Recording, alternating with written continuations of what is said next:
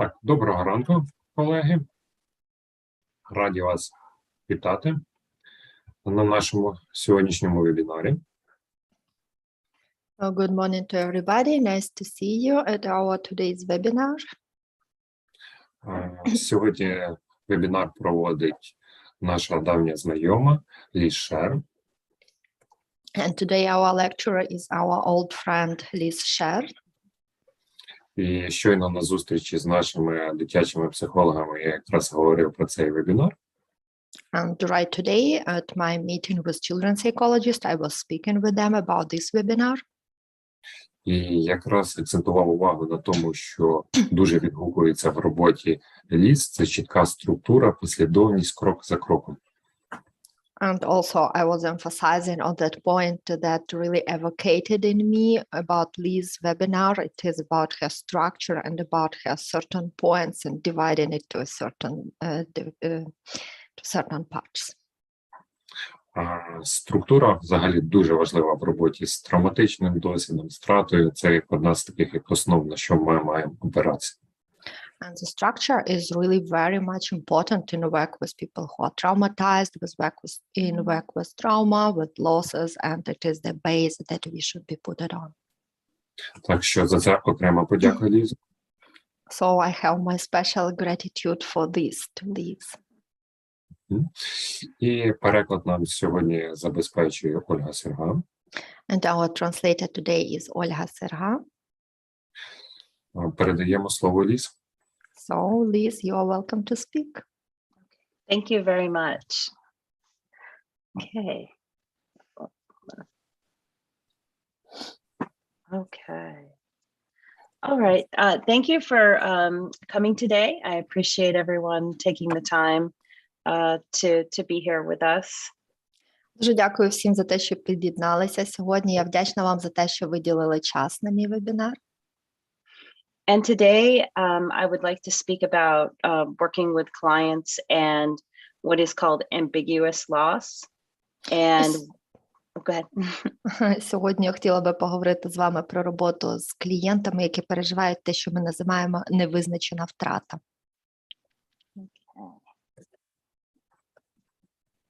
Okay, so what is ambiguous loss? Так, що ж таке невизначена втрата? Ambiguous loss is an unclear loss with no official verification of life or death.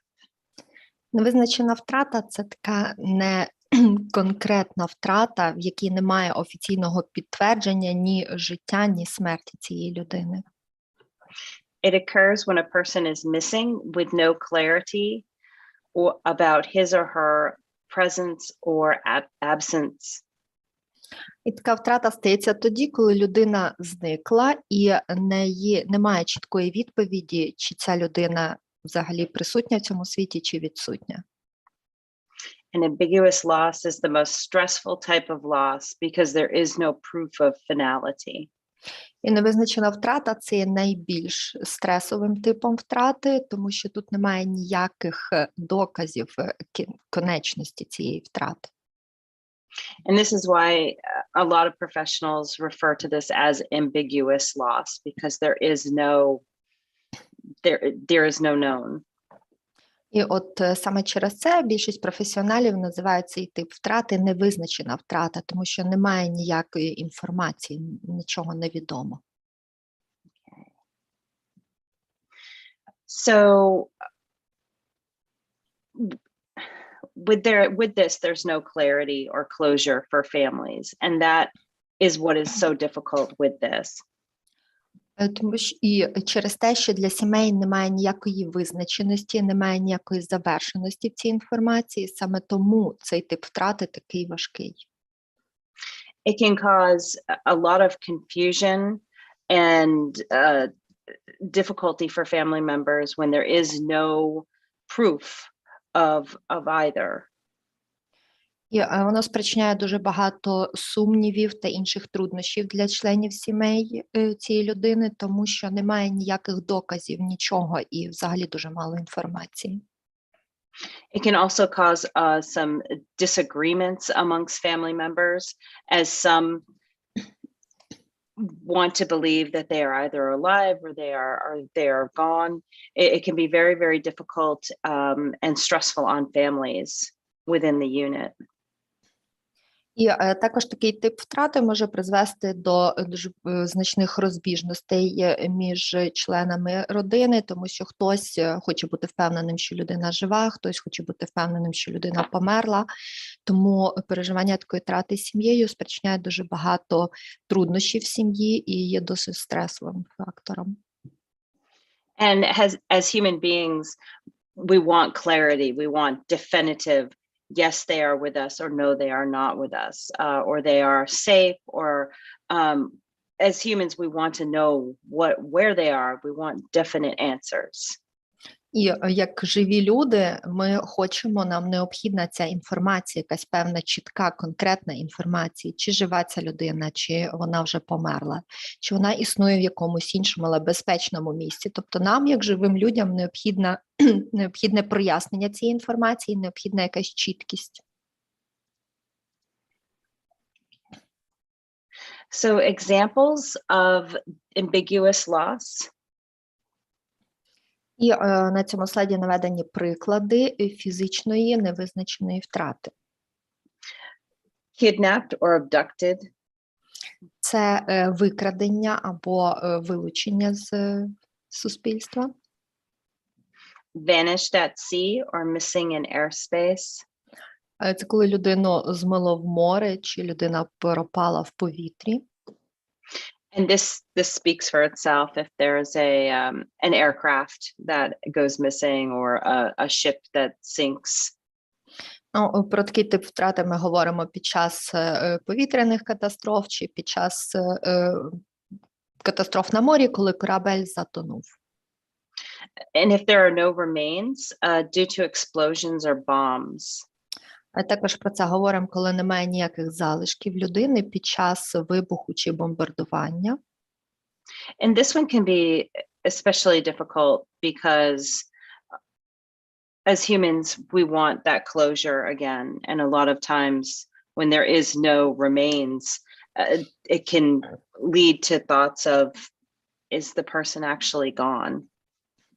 І знову ж таки, це про те, що ми, як живі люди, нам необхідна якась конкретика, чи є людина, чи вона вже загинула. І якщо немає ніяких останків людини після вибуху, ми не знаємо, чи ця людина взагалі залишилась живою, чи вона десь зникла, чи що з нею сталося. And the fourth one is there are no remains due to natural disasters. І четвертий тип – це коли немає останків людини під час природних катастроф. And this can include earthquakes. I think of the tsunamis in Japan, in the islands. І це може бути під час землетрусів, чи, наприклад, згадаємо, як недавно було цунамі на Японських островах.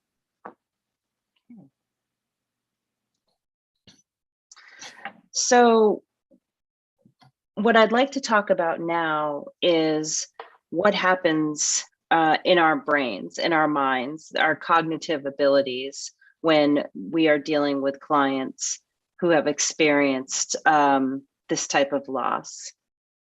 Я зараз хочу поговорити про те, що ж відбувається в нашій когнітивній сфері, що відбувається в нашій психіці під час того, як ми переживаємо оцю невизначену втрату людини.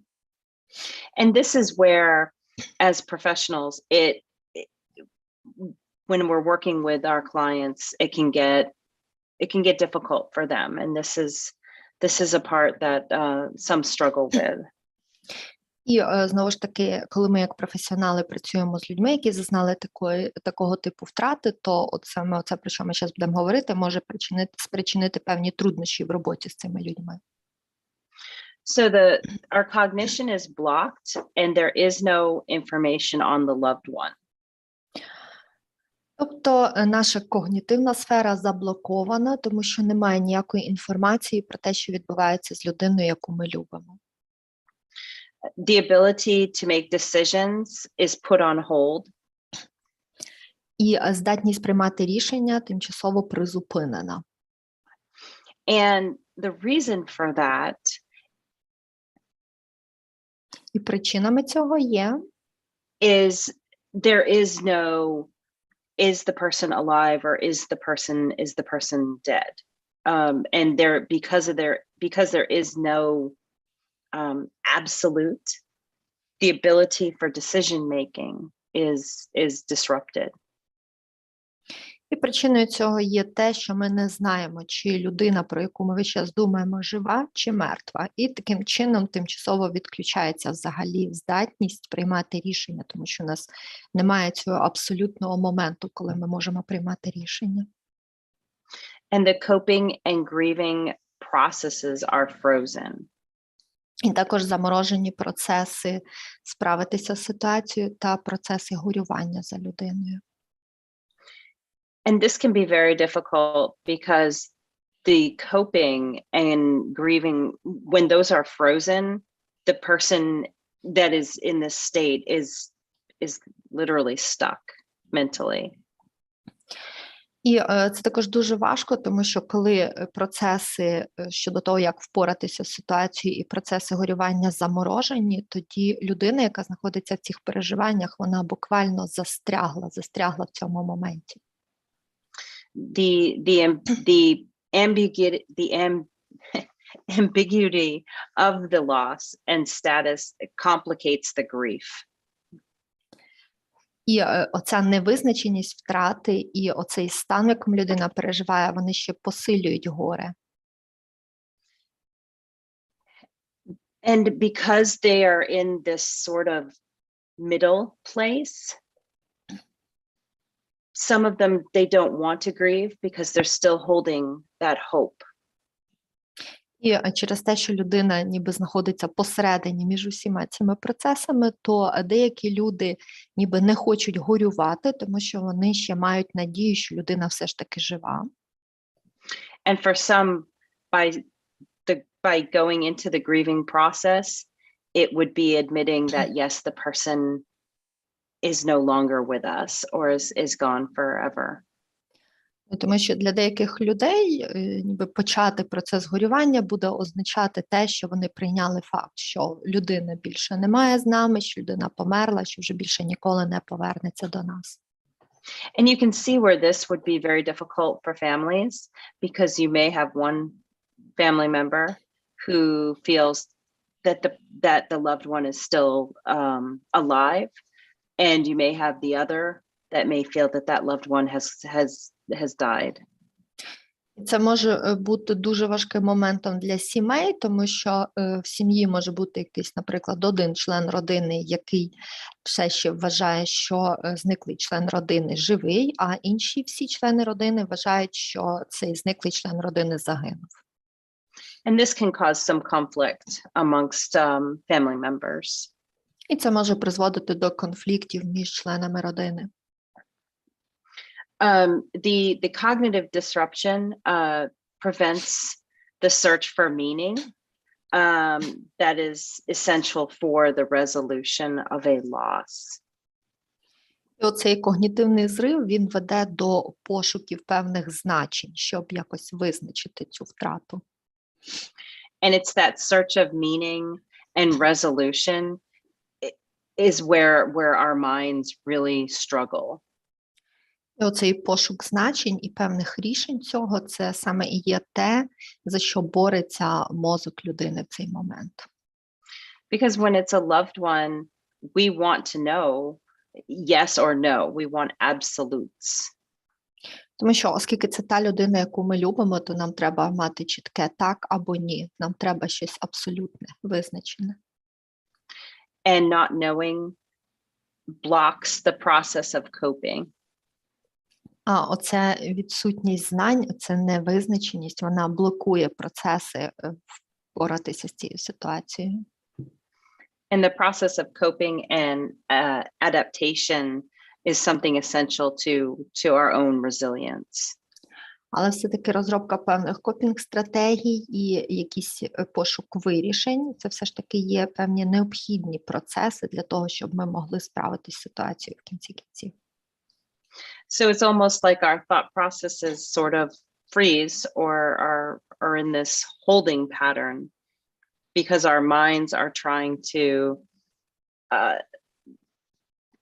identify an absolute, which doesn't exist. І оскільки деякі процеси в нас все ще заморожені, а деякі процеси все ще тримаються, тобто тривають, то таким чином наш мозок намагається все ж таки визначити оцей певний абсолют, якого поки що не існує. So the next part is the ruptured family structure and function when someone is missing. І наступним моментом це є певне руйнування структури сім'ї та функцій сім'ї, коли в сім'ї з'являється людина, яка зникла безвісті. One area is that family members may become confused of traditional roles. Одним з таких моментів може бути те, що члени родини можуть змінювати і якось можуть відбуватися певні зміни в традиційних ролях в сім'ї. This could be if it is the father in the family may have gone missing and he is the one that works, brings income into the home. Наприклад, це дуже важливо, якщо, наприклад, зник безвісті батько родини, а він був єдиним членом родини, який працював, який приносив якийсь заробіток в сім'ю. Or if it was a child, an older child who in time was supposed to take over the roles in the family. They are no longer there. Або, наприклад, якщо це була старша дитина в сім'ї, для якої вже підійшов час, щоб взяти на себе якісь певні функції, певні ролі в сім'ї, але тепер більше немає цієї дитини. They may ask questions such as, am I married? Також можуть виникати питання на кшталт, чи я ще досі в шлюбі? Or am I a widow or widower now that my spouse has been missing for so long? Чи, наприклад, чи є я вдовою чи вдовцем, якщо вже моя друга половинка відсутня такий довгий час? During the time that the person is missing or their status is unknown, traditional family rituals or celebrations may be canceled. Також під час того часу, протягом того часу, коли людина вважається зниклою безвісті, чи її статус якось по-іншому не визначений, також можуть відмінятися певні сімейні святкування, певні сімейні традиції. And these rituals are part of our family traditions, and they are happy times and comforting times. And when they are canceled, it can cause even more confusion. Але оці сімейні ритуали, оці певні сімейні традиції, це є наші такі щасливі часи, щасливі моменти і заспокоюючі моменти. І відміна їх і недотримання цього може бути ще більш важким для сімей, вносити ще більше сумнівів. And for some, it's not that they don't mean to miss the celebration, or it could be in the chaos of everything that certain things get overlooked. А деякі люди, вони не хочуть втрачати ці святкування, але також тоді це може перетворитися в певний хаос і все може відбуватися не так, як зазвичай. And the opposite, it could be we are not going to celebrate that until our loved one returns. Або на противагу цьому можуть виникати ситуації, коли все, ми не святкуємо більше це свято, аж поки не повернеться наша рідна людина додому. The loss or the ambiguous loss immobilizes the necessary processes for individuals and families to cope. І також невизначена втрата, вона знерухомлює певні необхідні процеси для окремих особистостей та також для цілих сімей, до того, щоб якось справитися з цією ситуацією. And their ability to adapt and change based on this new family structure is interrupted. І також їхні моменти і здатності до адаптації та до змін, які основані вже на оцій новій сімейній структурі, вони також є досить зруйнованими. The family structure becomes very fragile and weak, and it's very, very difficult to withstand the long-term stress of the unknown. І також сімейна структура стає дуже крихкою і слабкою, і досить складно витримувати досить тривалий час у цієї невідомості та невизначеності. So this is where, once again, it's like they're frozen, waiting for answers. І знову ж таки наголошую, що це є такий період ніби замороженості, коли людина застрягла в очікуванні відповідей.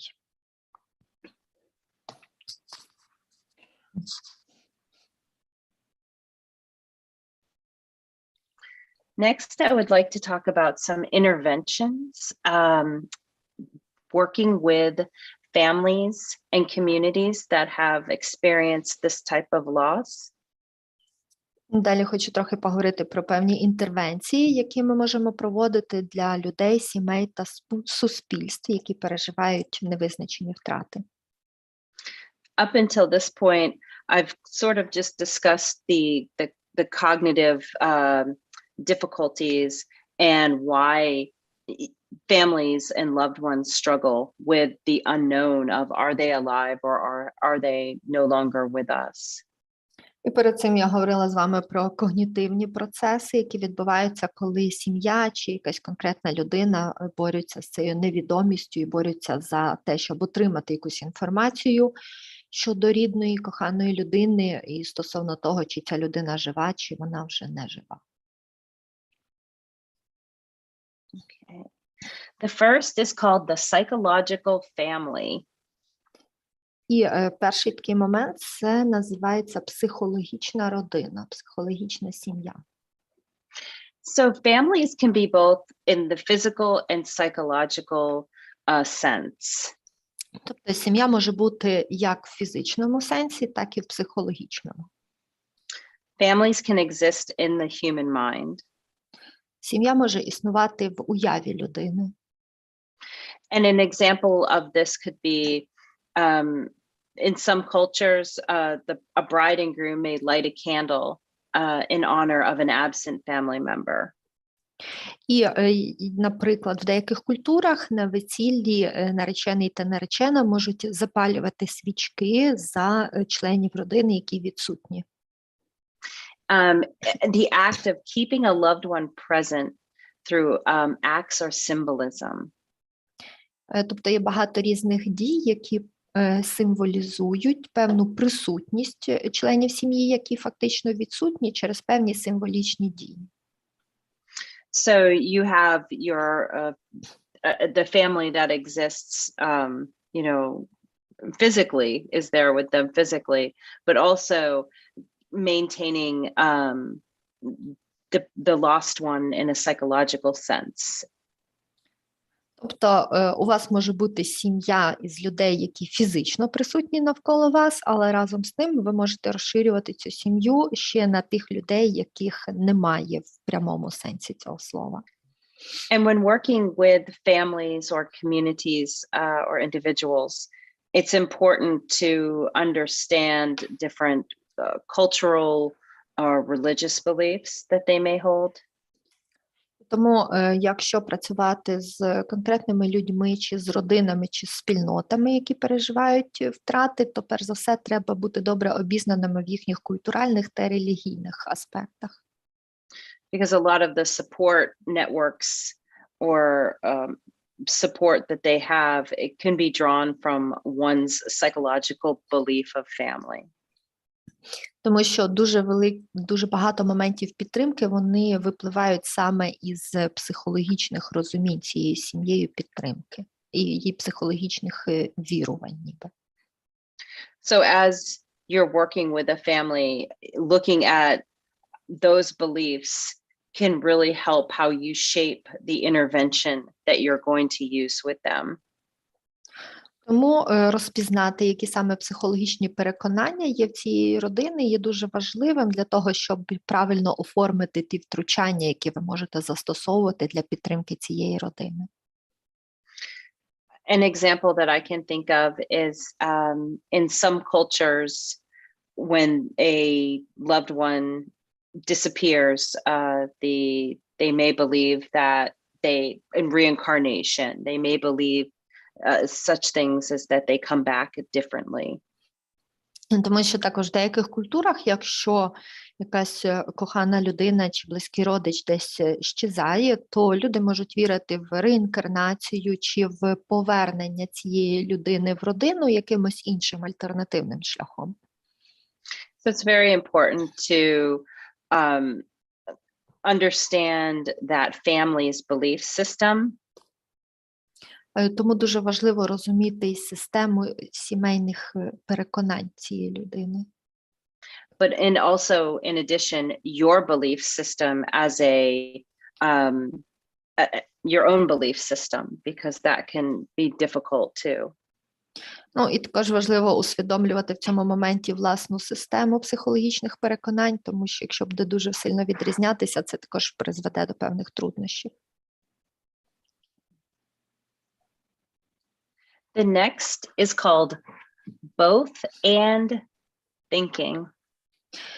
І наступний момент називається думати за обох.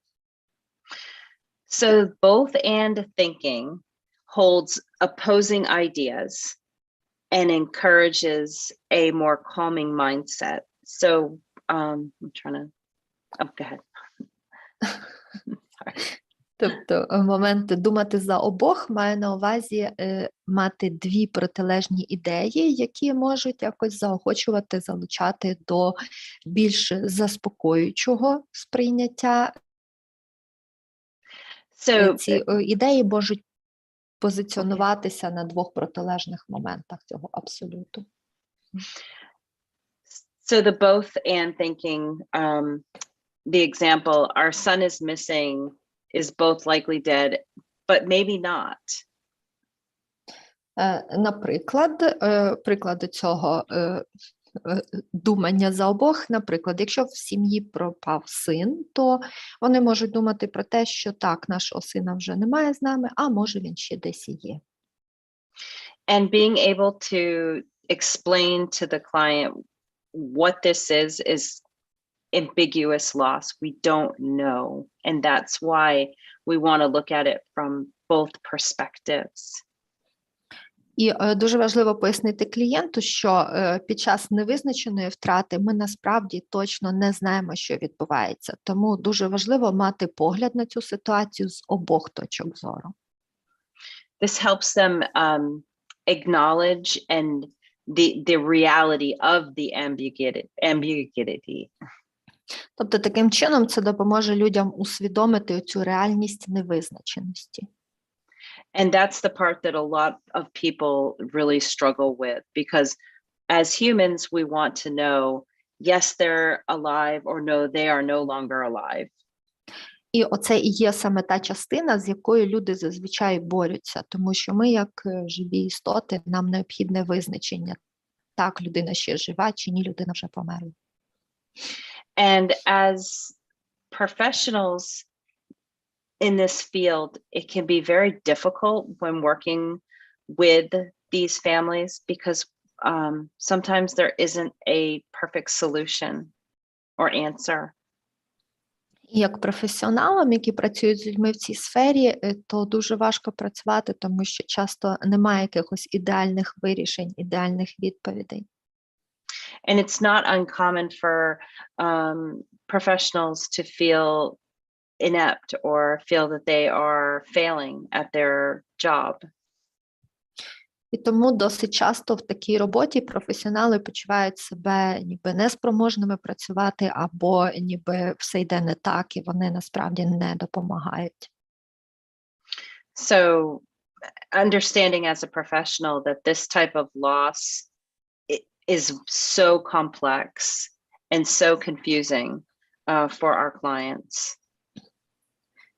Тому також важливо усвідомлювати вам, як професіоналам, що цей тип втрати є дуже важким, дуже бентежним і дуже стресовим для наших клієнтів також. So truly listening to yourself and how you're feeling while working with them is very important, because as clinical professionals, we want to fix things. We want to make things better. We want to help bring clarity. І тому надзвичайно важливим є прислухатися до себе і до своїх внутрішніх відчуттів протягом такої роботи, тому що ми, як клініцисти, як професіонали, ми ж хочемо зробити якнайкраще, ми хочемо допомогти, ми хочемо внести якусь ясність. Family and community meetings can be very, very, very powerful. Також певні зустрічі, сімейні, родинні зустрічі чи зустрічі членів суспільства можуть бути дуже важливими і дуже сильними в цій роботі. And this is exactly as it sounds, a family meeting, or also a community meeting. If it's a major loss within a community or a country, these meetings of bringing people together. І це і відбувається саме так, як і називається, тобто це є родинні зустрічі, зустрічі родинами, або є зустрічі членів суспільства, якщо, наприклад, є якесь велике суспільство, яке переживає якісь такі спільні для всього суспільства втрати, тобто люди повинні зібратися всі разом. And you may find yourself having to lead these types of meetings. І ви також можете проводити такі типи зустрічей. So it's important to label the problem as ambiguous loss. І дуже важливо саме назвати, обозначити цю проблему як невизначена втрата. And the quote is, "What you are experiencing is called ambiguous loss. It is the most stressful type of loss because there is no resolution or closure. What you are experiencing is not your fault." І отак прямим текстом можна людям і пояснювати, що те, що ви зараз переживаєте, це називається невизначена втрата. І це найбільш стресовий тип втрати, тому що тут немає ніякого вирішення і немає ніякого завершення. І ви не винні в тому, що ви зараз переживаєте. When meeting, expect disagreements and perhaps conflict amongst members. Також під час цих зустрічей очікуйте певних непогоджень і, можливо, навіть конфліктів між членами родини. Giving each member of the family the time and space to explain what they believe or what their perceptions are. І дайте, будь ласка, кожному члену родини час і можливість висказатися і пояснити, які саме їхні є переконання в цій ситуації, в що вони вірять і як вони сприймають цю ситуацію. There are so many emotions that could be going on amongst a family. One may believe that their loved one is safe but unable to communicate. Another may believe that they are never coming back. Тому що між членами родини може бути дуже багато розбіжностей і дуже багато різних емоційно напружених розбіжностей. Наприклад, один член родини може вірити, що зниклий член родини насправді в безпечному місці, але просто не може вийти на зв'язок, а інший член родини може вважати, що цей член родини загинув і вже ніколи не повернеться. And when there are differing beliefs, normalizing that it's okay that there are different perceptions or beliefs at the time. І якщо члени родини мають такі різні погляди на цю ситуацію, вам необхідно нормалізувати їх, тобто пояснити, що так, це нормально, що протягом цих важких часів у вас є такі різні сприйняття цієї ситуації. And if this does occur where there is a lot of disagreements, reminding them that it's okay if you don't all see it the same way now. І якщо ви бачите, що в родині дуже багато різних розбіжностей в думках, то варто також сказати, що так, це нормально, що у вас такі різні думки і одночасно. And while they may not agree with what each other believes, honoring and respecting that that is their belief, and that's what they believe right now, and it's okay. Або, наприклад, вони можуть ніби вважати, не погоджуватися з думкою та переживаннями іншого члена родини, ніби на честь та в пам'ять зниклого члена родини. І це також нормально. And if possible, in the kindest way, discourage the tendency to cancel the rituals and celebrations. І також, якщо можете, то в такий дуже ніжний, обережний спосіб постарайтеся їм пояснити, що не варто відміняти всі сімейні ритуали. And helping the family learn how to restructure those rituals or celebrations. А допоможіть сім'ї якимось чином переструктурувати, змінити оці сімейні ритуали та святкування. What that can look like is, if I'll use a Christmas celebration as an example. Ви можете поговорити про те, яким, наприклад, може бути, наприклад, святкування Різдва. Perhaps the youngest child in a family picks up the presents and gives them to each of the family members, and they're no longer with them.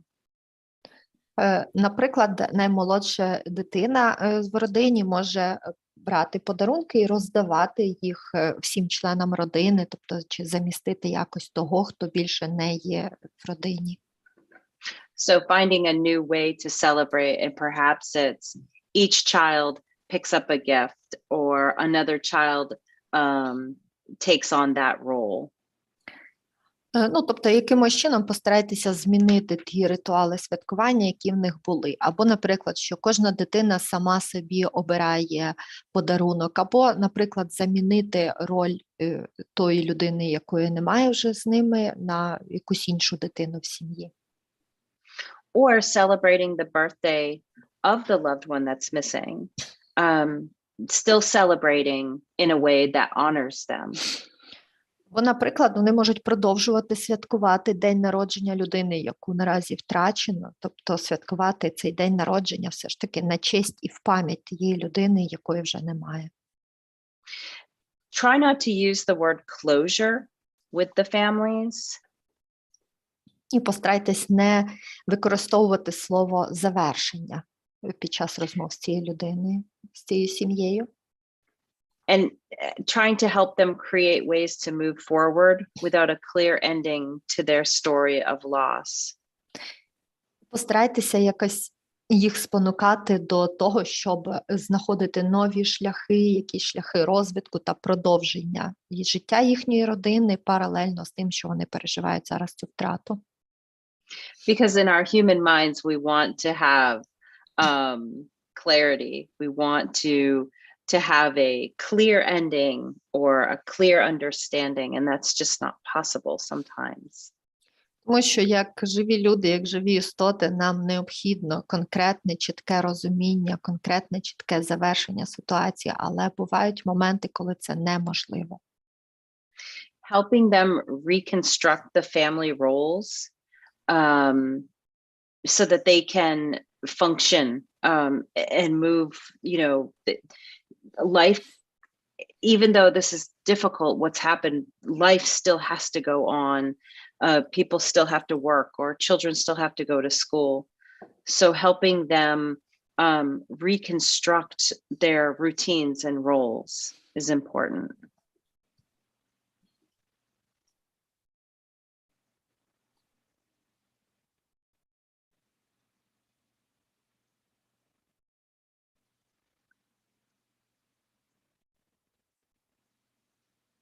Or have some problem with internet. Ось.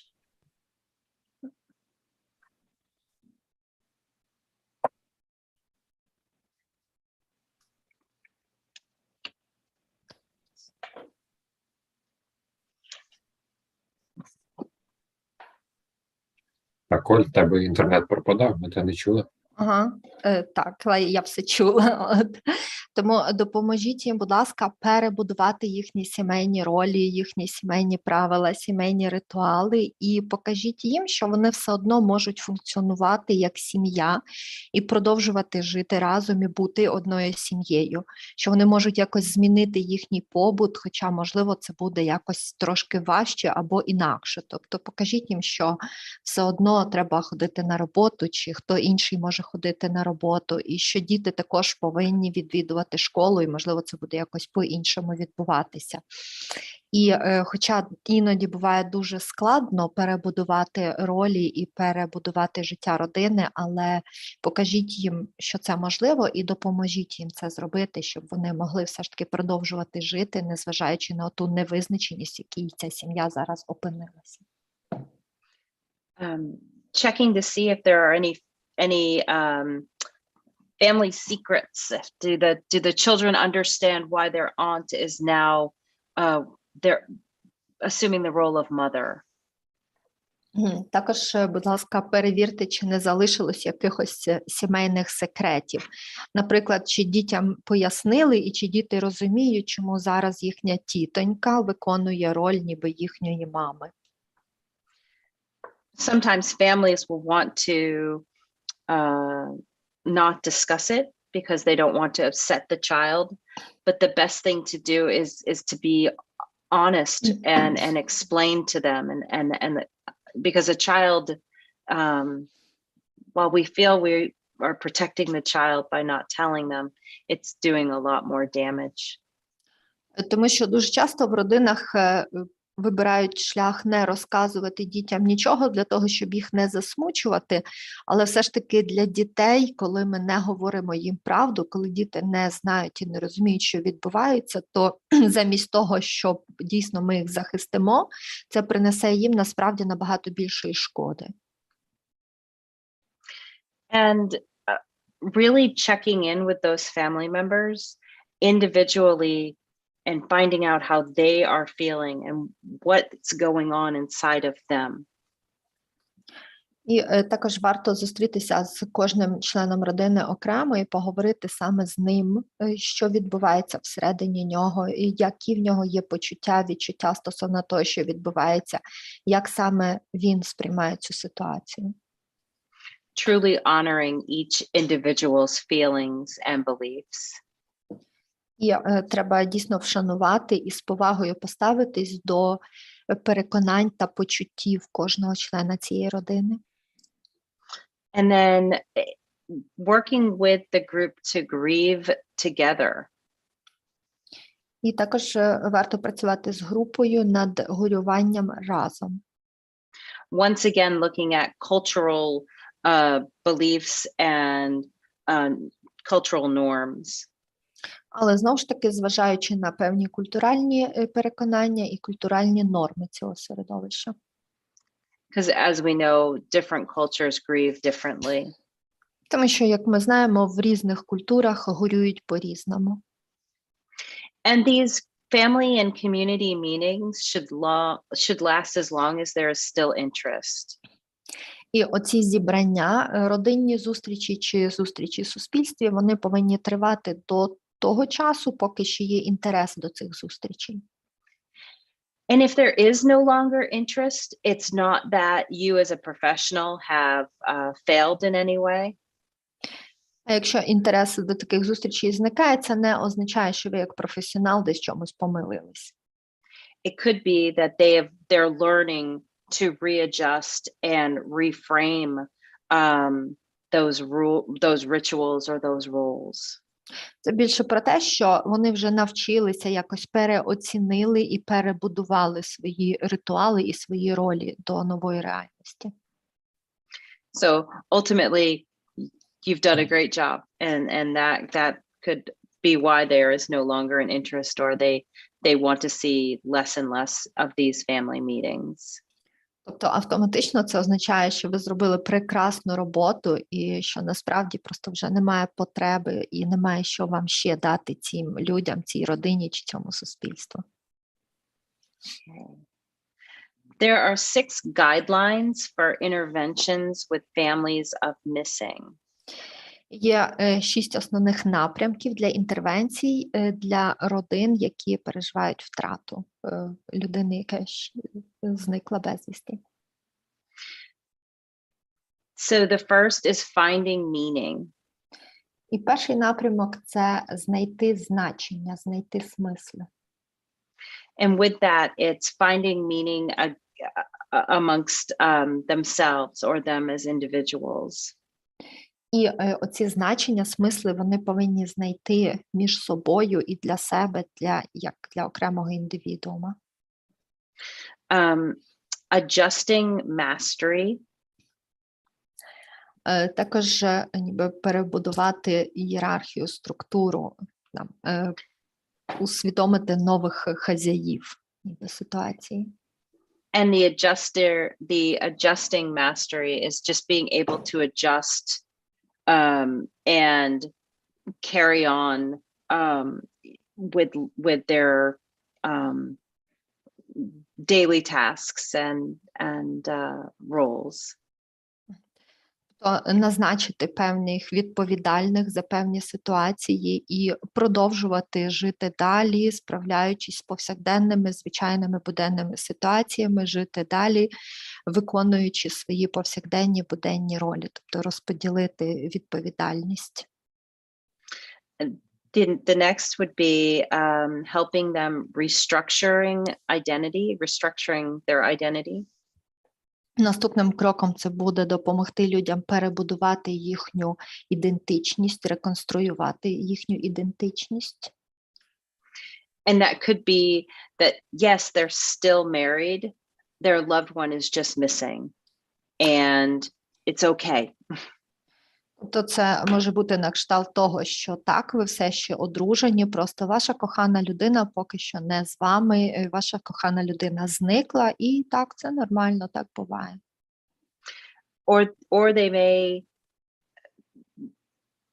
may want to move forward in that they are now a widow or a widower and moving forward with that new identity. Або, можливо, людина хоче рухатися далі по своєму житті і хоче сприймати себе вже як вдову чи вдовця, і далі продовжувати жити з такою ідентичністю, тоді так треба допомогти людині відбудувати і прийняти цю ідентичність. Being able to help them normalize the ambivalence. Наступним кроком це необхідно допомогти їм нормалізувати цю амбівалентність, подвійність. And normalizing the fact that they don't know. І нормалізувати той факт, що вони не знають. And that they may never know. І що вони, можливо, ніколи і не дізнаються. And then helping them to discover new hope. І також допомогти їм віднайти нові надії. Because ultimately they're in this stuck point. And you want to assist them in movement, forward movement. Тому що зараз вони всі знаходяться в певному моменті, пункті, на якому вони застрягли, а вам треба допомогти їм все ж таки рухатися далі до якоїсь наступної точки в їхньому житті. And that new hope could be they become advocates for those that are in the same situation as them. І нова надія – це може бути, наприклад, що людина може стати адвокатом для людей, які опинилися в схожій ситуації. Giving them purpose, this new purpose, despite this tragic event. І треба дати людям нову мету. І ця нова мета, вона має бути ніби незважаючи на всі оці трагічні події, які є. Because what we've found is that service to others can be very healing. And so if helping them find new purpose and within these new roles and this new identity. Тому що, як ми знаємо, зазвичай служіння іншим дуже допомагає і є дуже такою цілющою. цілющим моментом, тому варто допомогти людям побачити нову мету, надати їм нових ролей і нових ідентичностей. The next are some points to consider for interventions. Далі хочу зупинитись на деяких моментах, на які важливо зважати під час інтервенцій. Family, community, and peer groups have been shown to have a lot of success. І сімейні, суспільні чи групи однодумців, тобто групові зібрання, вони вже визнані як дуже таким вдалим досвідом. They've found that it brings communities together and people don't feel so alone. І вони зводять разом членів суспільства, і люди не почуваються самотніми. The ability for groups to support one another is very powerful. І можливість членів групи в групі підтримати один одного є надзвичайно могутньою. Peer groups may have to be split by gender, and this is something important to remember. І пір-групи, тобто групи однодумців, групи однакових, рівний рівному, вони можуть бути розділені на групи по статі, і це також варто пам'ятати. And they may have to be smaller groups, depending upon what the what the loss is. І ці групи можна створювати як маленькі групи, залежно від типу втрати. As you could imagine, if it was a large group, like in a city that has disappeared, and there's going to be a lot of conflicting beliefs or emotions. Тому що, як ви вже розумієте, якщо, наприклад, зібрати групу з усього міста, які переживають багато різних втрат і багато родин, де є люди, які зникли безвісті, то між ними можуть виникати дуже багато конфліктів, основаних на різних переконаннях. Traditional grief or trauma therapies for loss are not recommended. І традиційні групи по горюванню чи травматерапевтичні втручання при втраті тут не рекомендовані. And the reason behind that is that for these grief and trauma therapies, there's generally a closure. There's generally a definitive end, either in a life or relationship or situation. Here, there isn't that definitive answer. Тому що зазвичай в традиційних групах по роботі з горюванням чи травмою вже це основане на певному фіналі, на закінченні ситуації, тобто є певна визначеність, чи людину втрачено, людина померла, чи там щось трапилось в стосунках, чи якимось чином щось, але завершилось, там є певне завершення ситуації, а в невизначеній втраті немає цього завершення. And because there isn't that definitive unknown, there is this whole unknown, it can be very confusing when going through like a grief therapy. І оскільки тут немає самого конкретного визначення ситуації, тобто невідомість, і саме тому ми кажемо, що це невизначена втрата, тут немає визначеності. Тому цій традиційній роботі з горюванням і з травмою тут ніби немає на чому основуватись, вона не піде.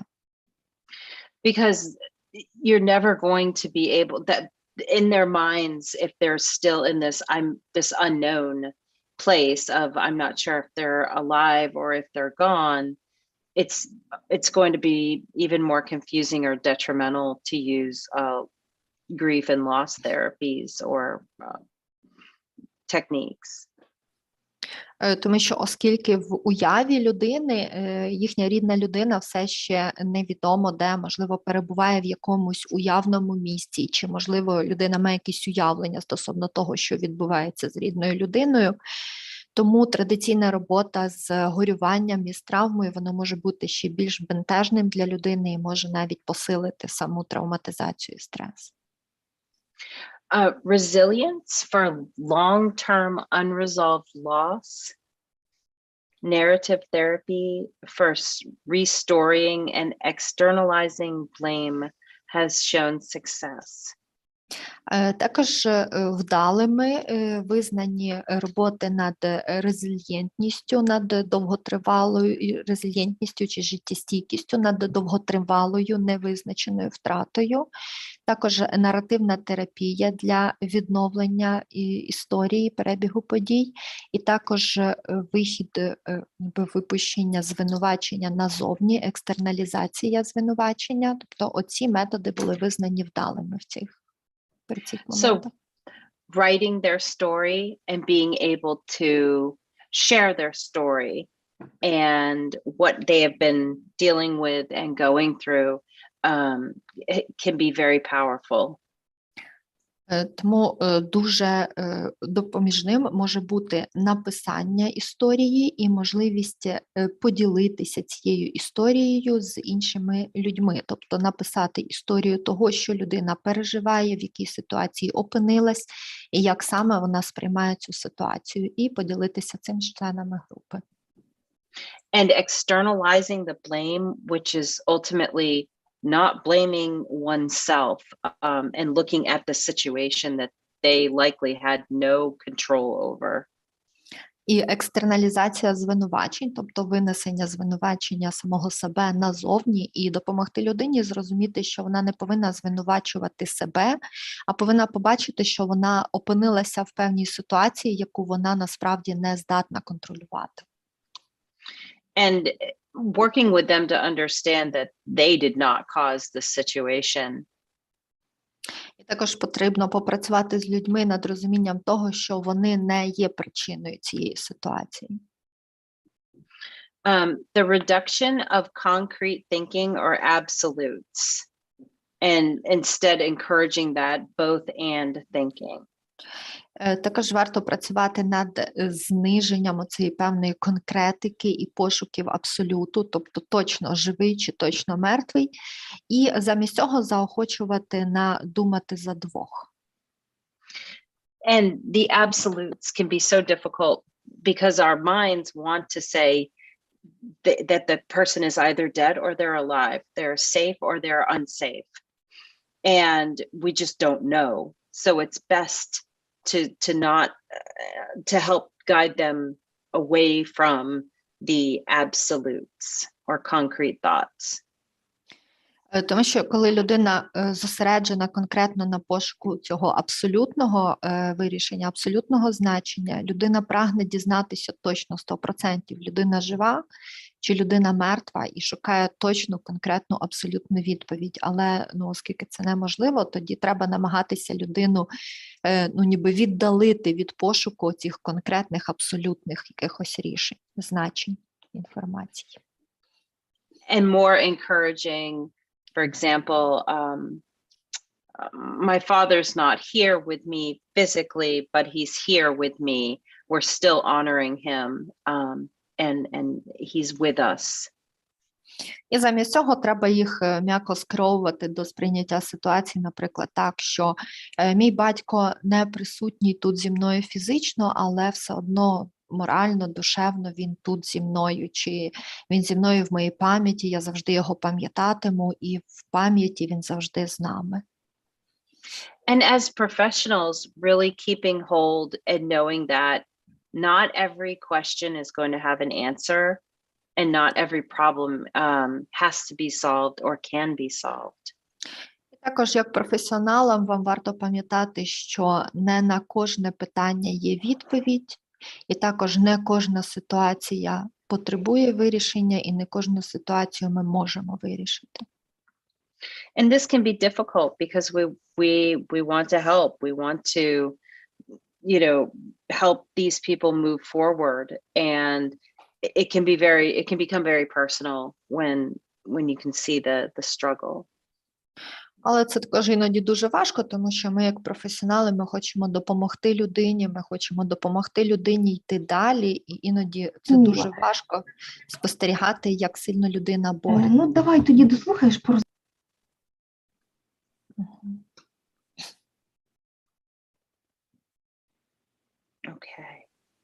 So ultimately, it's really just being present with these clients and being there as a support person and helping them really restructure their situation so that they can continue to work and continue to not they could be neglecting families right now and because they are stuck, so helping them really restructure that new place that they're in. Тому дуже важливо, по-перше, просто бути разом з клієнтом, підтримувати клієнта і допомогти йому якимось чином перебудувати його життя, щоб людина могла продовжувати працювати, щоб вона продовжувала жити, щоб вона не була відкинута своєю сім'єю тільки через те, що в якийсь момент вона застрягла в цій ситуації. Допоможіть людині переструктурувати її життя відповідно до того моменту, в якому вона зараз опинилася. And there are a lot of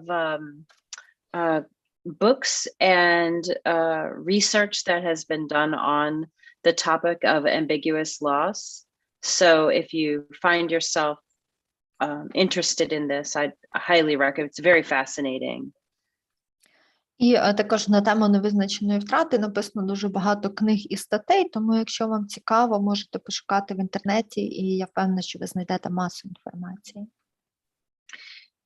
It's such a different type of loss, and it's such a confusing, complicated type of loss that these poor people are going through.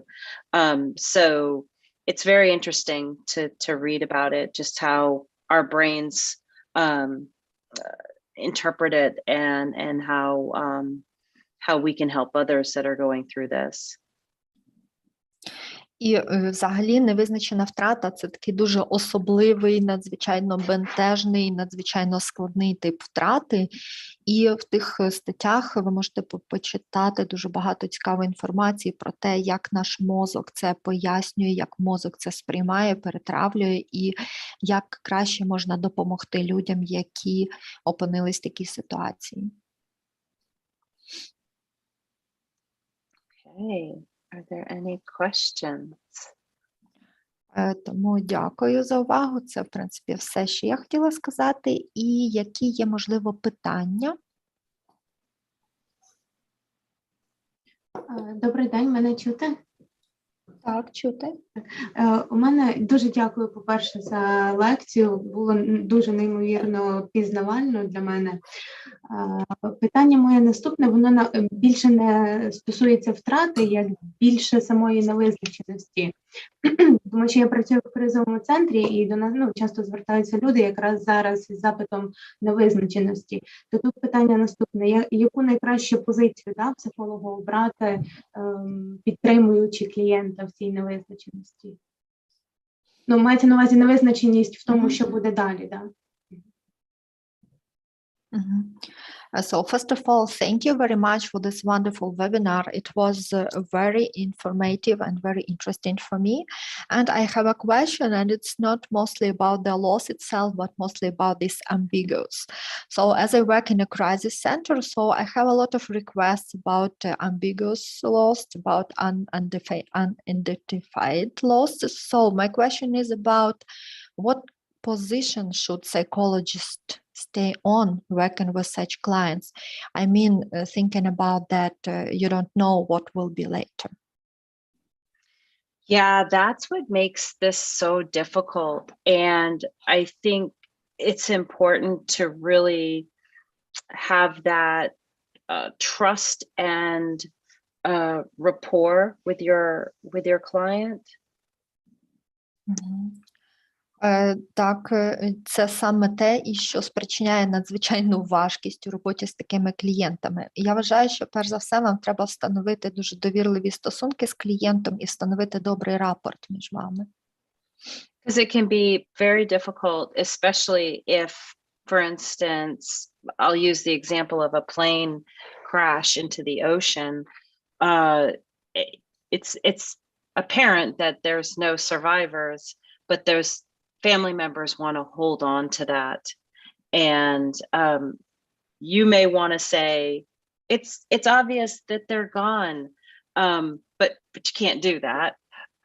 So just sort of listening to them and listening to what parts of their lives they're struggling with, and doing your best not to impose what your beliefs are, even though the reality of the situation is right there. І так, і от саме це найважчий момент в цій роботі. І для прикладу я використаю приклад з авіакатастрофою в океані. Тобто, якщо літак розбився в океан, то зрозуміло, що там немає нікого вижившого.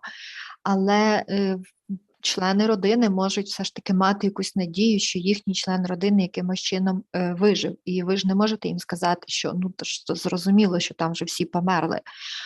Якщо люди мають якісь інші переконання. Тому вам варто слухати людей, послухати, за що вони борються в своєму житті, стосовно цієї ситуації, на чому вони ще основують свої переконання, і не наголошувати на тому, що, власне, ви вважаєте, навіть якщо їхні переконання, вони за межами реальності, а ваші переконання якісь більш реальні. But it is okay. I mean, depending upon your relationship with that patient, if you feel that it's safe to maybe challenge their belief, and it could be a question of, what if you never get the answers, or what if what if you never know? What's that going to look like? So sometimes it's okay to challenge some of those beliefs or those thoughts that they have. І також іноді досить добре ніби кинути виклик тим думкам та переконанням, які вони мають, і зосередитись на питаннях на кшталт, а що, якщо ви ніколи не знайдете відповідь на ваше питання? Чи а що, якщо ви ніколи не дізнаєтесь правду, не дізнаєтесь, що було насправді? Тому що іноді оцей виклик їхнім переконанням чи думкам також може показати якісь нові погляди на ситуацію. But being very careful as far as where that patient is in the process, and that how much trust you both have, they have with each other. So just knowing where you're at with that client and what they can handle.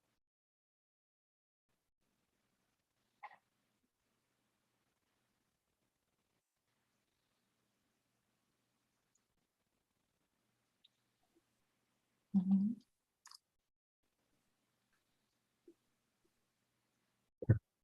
Оля? Оля? Так. Ольга have some problem again with internet. Так. If so, I understand. Thank you. Оля, в тебе знову інтернет пропадав, ми не чули перекладу. Ага, так. З якого моменту ви не чули? А останні фрази. Ага, Ліс. Тобто, з того, що я почула, тобто кинути виклик оцім переконанням і думкам, які є у людини, повернути питання в сторону, а що буде, якщо ви ніколи не почуєте відповідь на своє питання, а що буде, якщо ви ніколи не дізнаєтеся правди, не дізнаєтесь. Тобто, якщо іноді досить корисно кинути виклик цим думкам і переконанням, які є у людини, і це може допомогти їм також побачити ситуацію з іншого боку.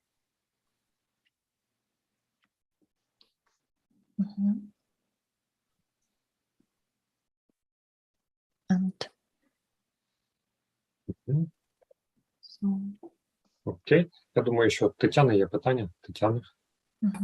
Ліз, я вам надзвичайно вдячна за цю дуже складну тему і пишаюся тим, як дуже чутливо, з повним серцем ви підходите до її розкриття. So first of all, Liz, thank you very much for providing this topic and for giving us this information. And I'm proud of hearing you. And I'm especially grateful for listening how sincerely and how with the open heart you are speaking about these issues. І я думаю, зараз і мої питання цього стосуються. Я думаю про те, чи варто тут підтримувати надію в людині на те, що її померлий родич може бути живим, тому що це може їй давати натхнення на подальше життя.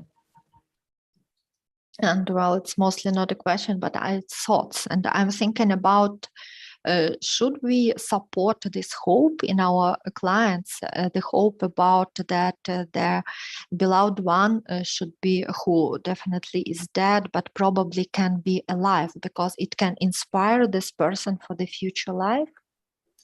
Просто і також думаю про те, що якщо в людині дуже сильна оця когнітивна частина, вона може йти за думками про життя або про смерть, і вона постійно буде маневрувати на межі життя і смерті сама, між надією і відчаєм.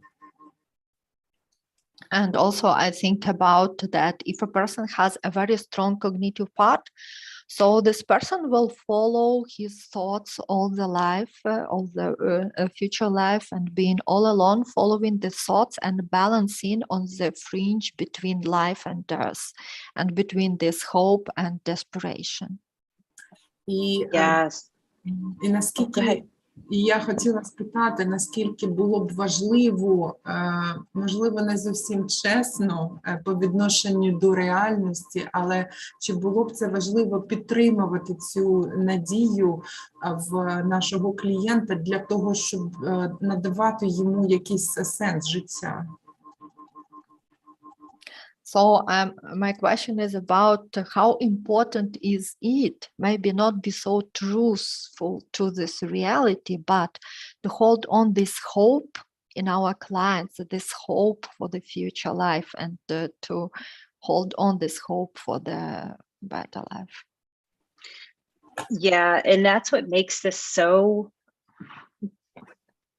complicated, because you see it from a different lens than they do. They're in a place of disbelief and a lot of emotionally charged feelings, a shock, and that's where using interventions such as the narrative therapy or writing, and just over time being there with them and supporting them, sitting in that space with them. But I've worked with a few people, and in time they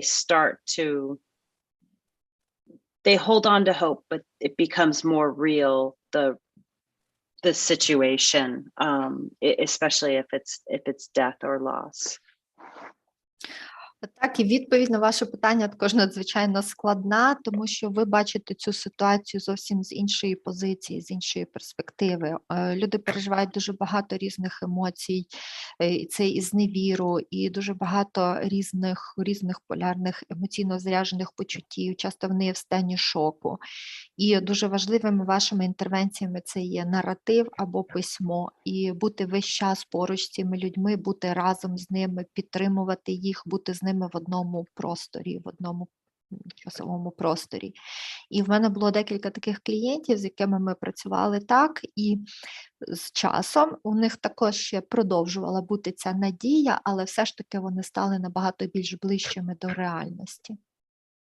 And this is a great question, because it's such a difficult topic, and it's such a difficult, even for us as therapists, to understand.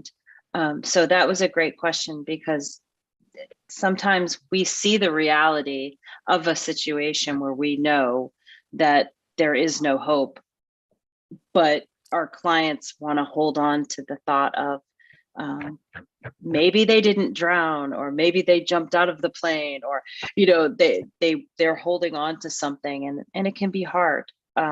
but walking that path with them, and eventually in time, they may change their position. І взагалі це таке дуже складне питання, і навіть нам, як професіоналам, дуже важко знайти на нього відповідь, тому що насправді це різні перспективи, різні точки зору, і навіть нам дуже важко іноді, бачачи реальність, дуже важко все ж таки знайти правильні шляхи, щоб людей направити також до реальності і змусити їх змінити їхню точку зору. Тому це теж такий певний виклик і досить таке складне питання з усіх позицій, з усіх боків.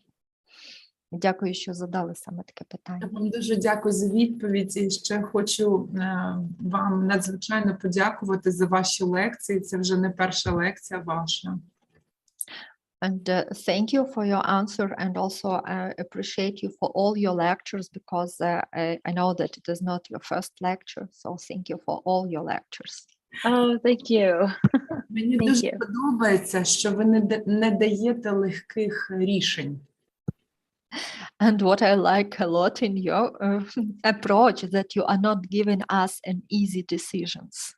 Oh, Ви даєте нам можливість роздивитися певні питання з різних боків і зрозуміти всю їхню складність.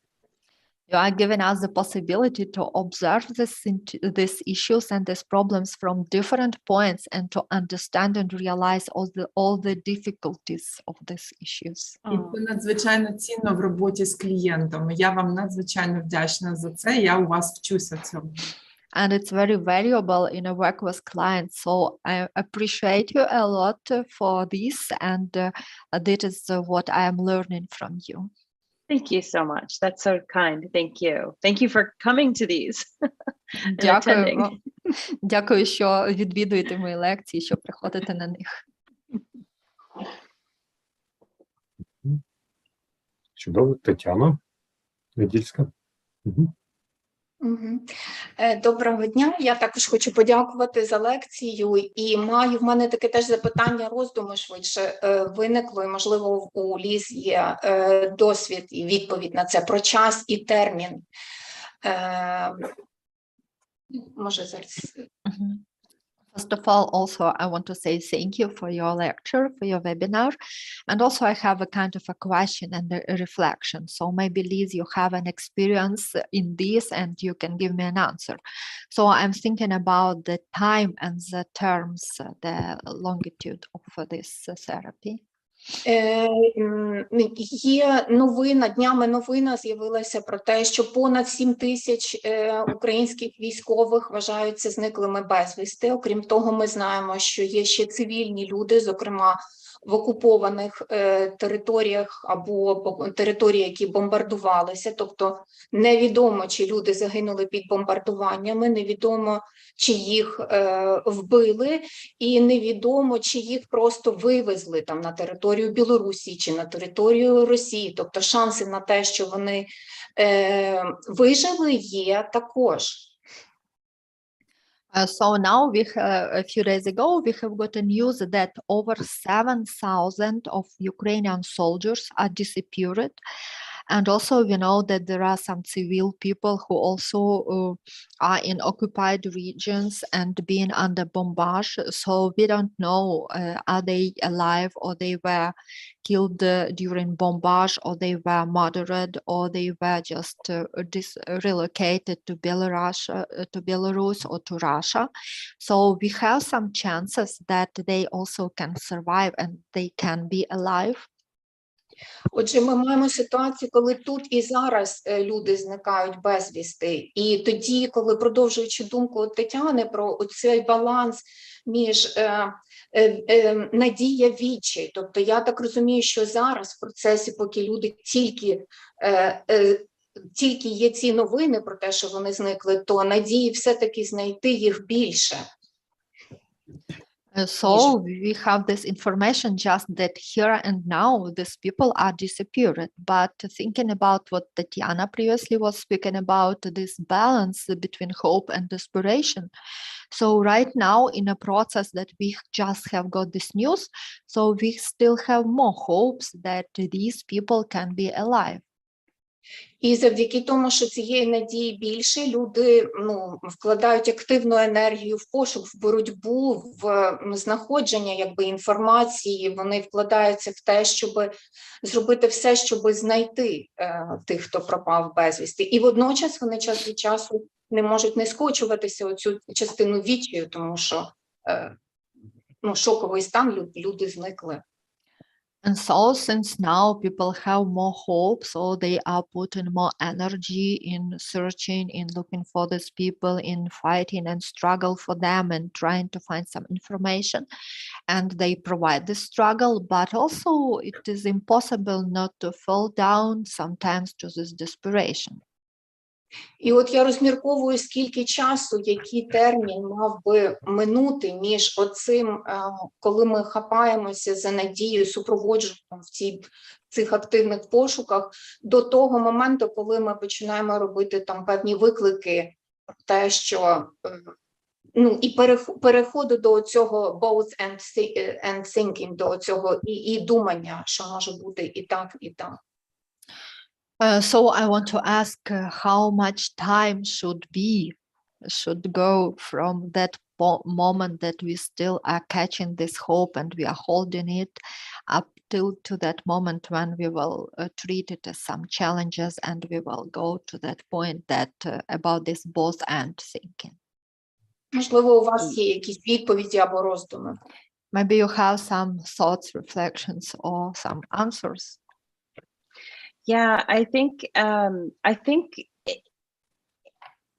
with the current affairs in the Ukraine, you're going to see this almost roller coaster of hope and despair, and that's going to be very difficult for a lot of people. And I think meeting your clients and patients where they're at in their feelings or their emotions, and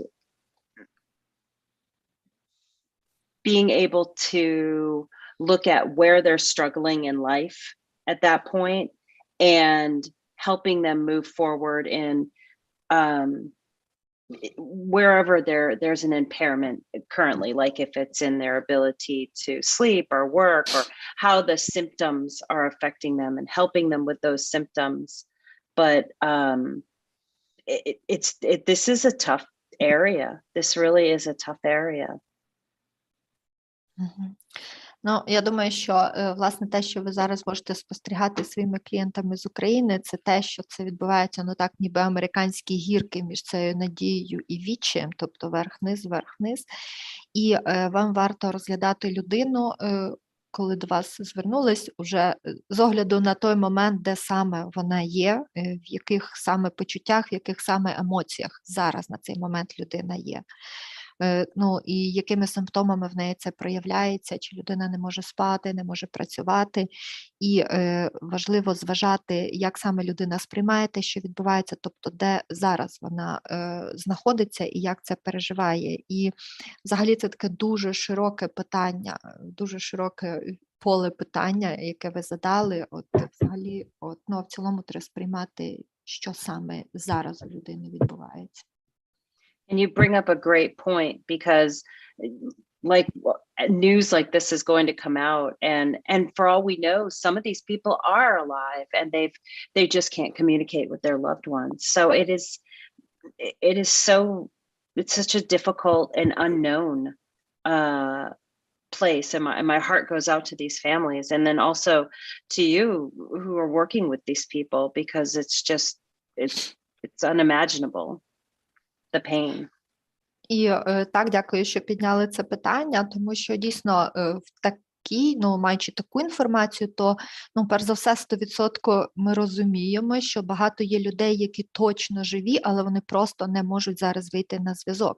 І я також розумію, наскільки це важко і наскільки це невідомо. І також хочу сказати, що ці люди зараз теж в моєму серці, я маю в серці певне місце для них і для вас також, розуміючи, наскільки вам також важко в цьому всьому бути і з такими людьми працювати, але в цілому це питання занадто широке, і тут важко дати однозначну відповідь.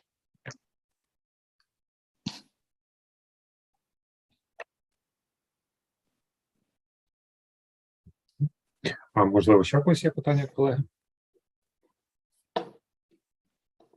Тоді, поки я задам питання, Ліза багато робила акценту саме на посилення резильєнтності цих людей. So if no one else have a question, so I will ask a question. So Liz, you emphasized several times about improving the resilience of those people. Ми наразі запустили якраз групи підтримки для такої категорії людей. Ці групи підтримки мають 6 різних зустрічей, тобто програма на 6 зустрічей. So now we started a project of support groups for such kind of people, and it includes 6 different topics. So this is like a 6-meeting project. Ми акцент робимо якраз також на посилення резильєнтності. And we also emphasize on the improving of resilience. Піднімаємо питання втрати і вторинних втрат. So we are rising up a question of loss and of secondary losses. І, можливо, би Ліса дала нам підказку на посилення резильєнсі, щоб ще можна було використовувати, на які саме, скажімо, як можна посилювати більше резильєнс саме цієї категорії. So maybe Liz, you can give us some advices. What else should we do to improve the resilience in definitely certainly this category of people, of clients?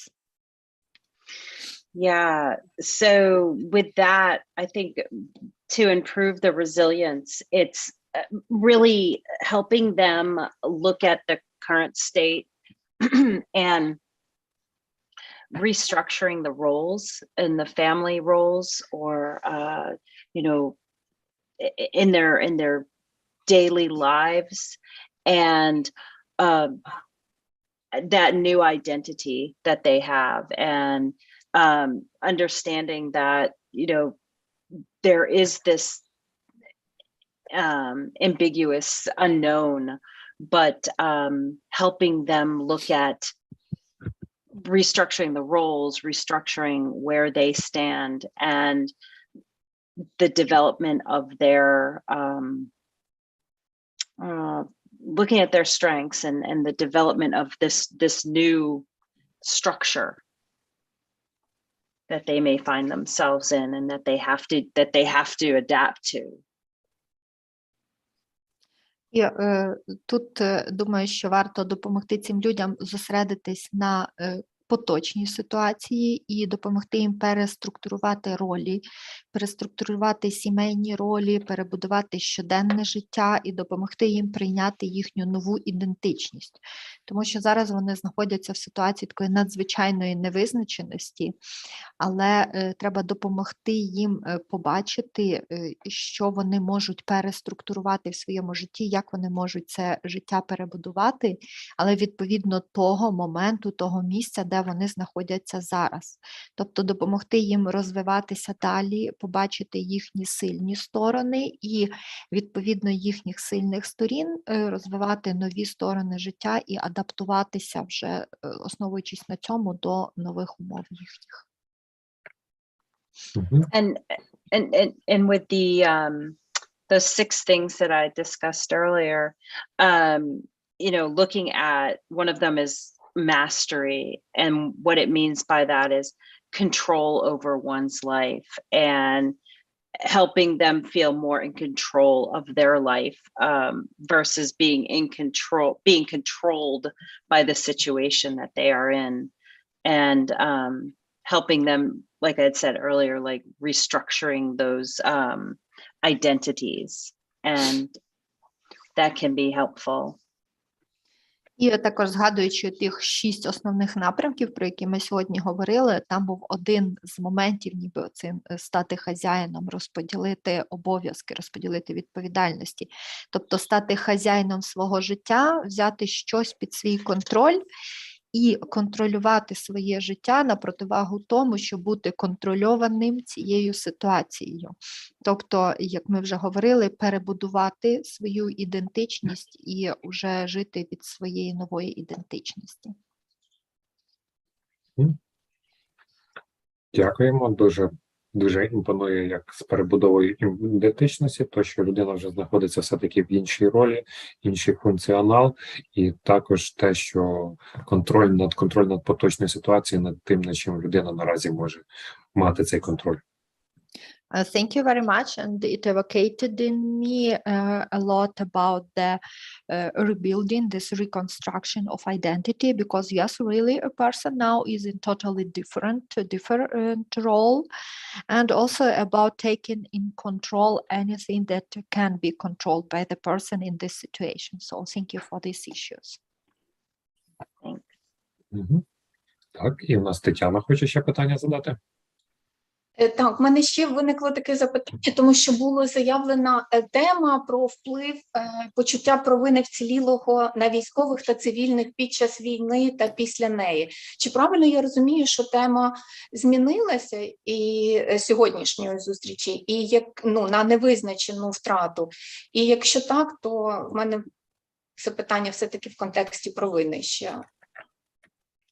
Well, I have a question, and it was the topic of this webinar first. It was the feeling of guilt of survivor and its impact on combat and civilian people.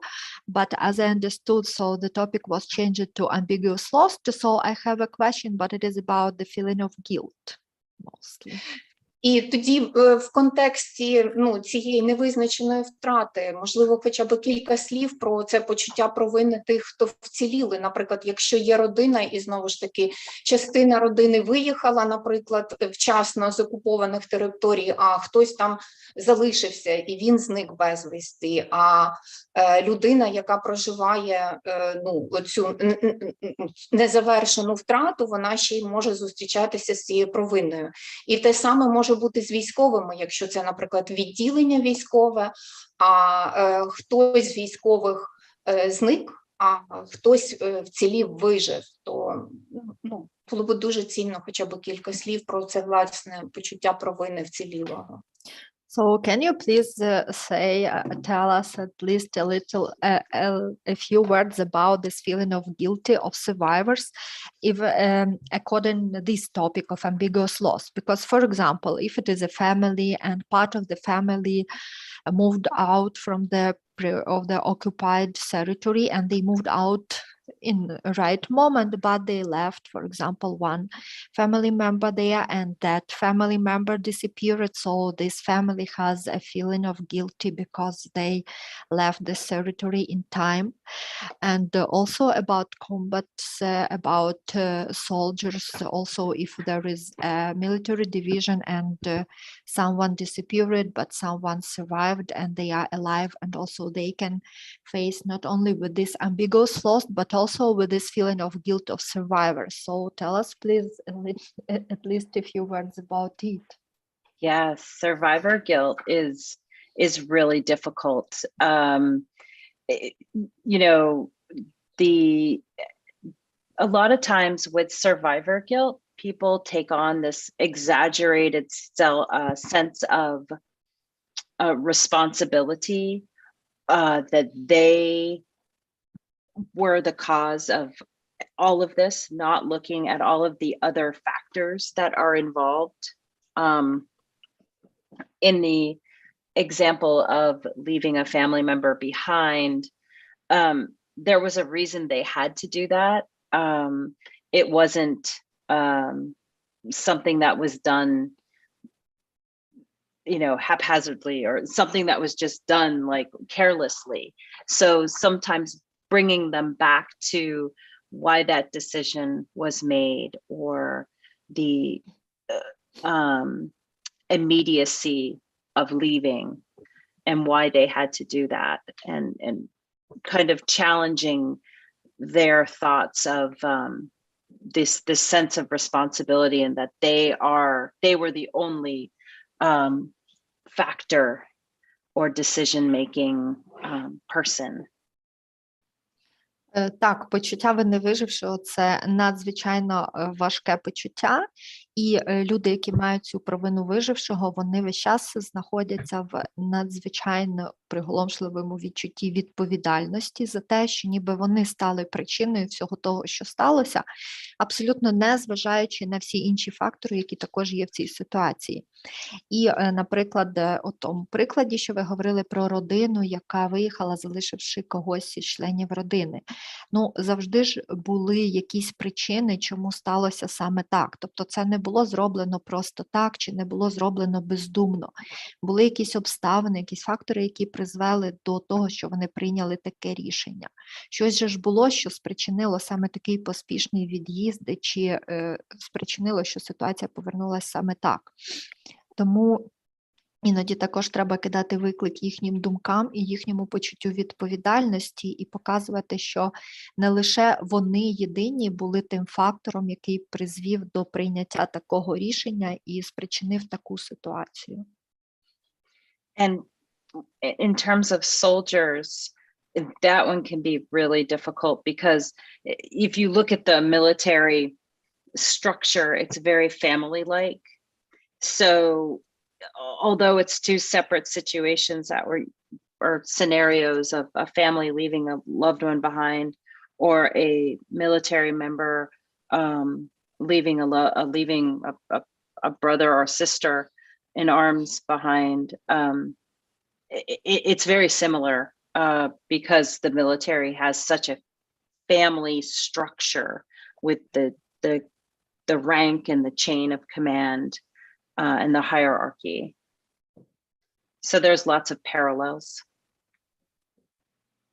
А якщо говорити про приклад із солдатами, то тут також надзвичайно важко, тому що досить часто, якщо так в цілому подивитися на військові структури, вони також мають структуру схожу на сім'ю, і також там є певні сценарії, схожі на сімейні сценарії. І тому оці два приклади, коли родина поїхала і залишила когось, або коли солдати відходили і залишили свого побратима чи посестру десь, це дуже схожі ситуації. Тому що досить часто також певні військові структури, вони є як сім'я, там є певні ранги, певні ієрархії, є певна структура, і тут дуже багато схожого в цих ситуаціях обох. So techniques that can help are challenging those distorted thoughts of that huge sense of responsibility, or they've taken ownership of everything that has occurred. І тому, що може допомогти в цьому, це також кинути виклик у тій частині людини, яка вважає себе єдиною відповідальною за все, що відбулося в цій ситуації, і також у цьому почуттю відповідальності, яке є таким, ну, ніби всеохоплюючим в цій ситуації.